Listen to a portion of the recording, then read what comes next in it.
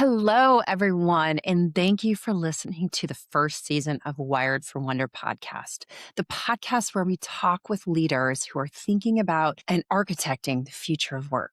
Looking at the human and technology intersection, we are exploring ways to answer the big question: how can we use the change AI is bringing to better serve humanity in the workplace? This year has been full of many surprises, the biggest being most of you are digitizing your own dysfunction. If your organization feels like it's stalling, it's because AI isn't a tech upgrade. It's the catalyst to fix many of the deep problems the organization has been having for years. And it's finally exposing the rot we've been ignoring for years. So let's talk about what actually is happening. From our guests in manufacturing and healthcare to CEOs of multiple companies, including AI companies, the big thing that came out of our discussions on the podcast is the realization that none of us know the answers. The exponential growth saw 2025 shift from a year of frozen fear to a more fluid type of leadership as the year progressed. We saw the year start off with a question: will AI actually take hold? With the answers from the marketplace being a resounding yes, we saw leaders and companies actively start to integrate AI into their workplace and cultures. There were a few surprises that came out of the podcast series and the almost 200 executive research interviews that we did. The first thing that we need you to understand is that AI is acting like an organizational MRI. It's not the technology that's the transformation. It's the catalyst. It's not adding anything new yet. It's just making it impossible to ignore the rot. We talked to leaders who realized that they were digitizing their own dysfunction. If your process is a mess, AI just makes it faster, more expensive mess. And by the end of 2025, the conversation had shifted from look at this cool tool to why can't we see this on a P&L? The answer is simple. AI cannot create efficiency inside a system that is unwilling to eliminate waste. Another trend we saw is that fear is everywhere, from you to me to every level of the organization. There is real fear about the unknown. We are building a future to an unknown destination, and we're seeing the workforce fracture into three distinct groups. There's the accelerators, the 10 to 20% who are already miles ahead of your policy. And then we have the dependents, approximately 60% of people who aren't opposed to changes or technology, but they're paralyzed and they're waiting for a permission slip that isn't coming. And then, of course, you have the resistors, those who are absolutely opposed to any of the changes and are going to be pushing back.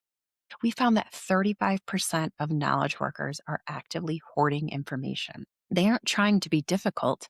They're just survivalists.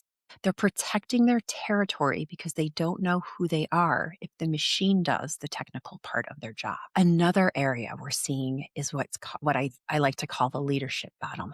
If you feel underwater right now as a leader, you are not alone.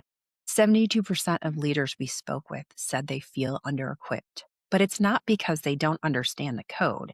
It's because they're still trying to lead using a 20th century map. Traditional leadership assumes you are the primary source of answers. In this era, if you were the one providing all the answers, you're the bottleneck.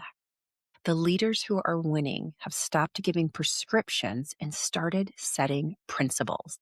They've moved from being the answer man to being the person who frames the right questions.